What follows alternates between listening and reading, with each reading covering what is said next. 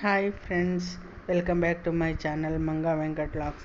Hi friends, తొలి ఏకాదశి నాడు నేను సగ్గుబియ్యం కిచిడి ఇంకా రవ్వ కేసరి చేశానండి. అయితే సగ్గుబియ్యాన్ని నేను ఒక 2 గంటల సేపు నానబెట్టుకున్నాను. ఆ తర్వాత పల్లీలు వేయించుకున్నాను.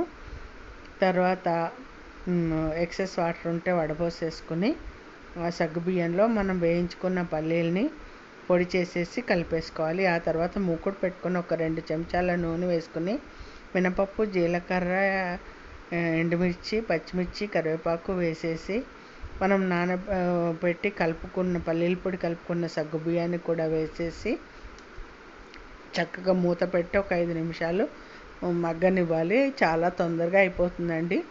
ఉప్పు, పసుపు కూడా వేసేసేసి మగ్గనిచ్చేసుకుంటే యమ్మీ టేస్టీ సగ్గుబియ్యం కిచిడి రెడీ. ఓకేనా ఫ్రెండ్స్, నచ్చినట్టయితే లైక్ చేయండి, షేర్ చేయండి.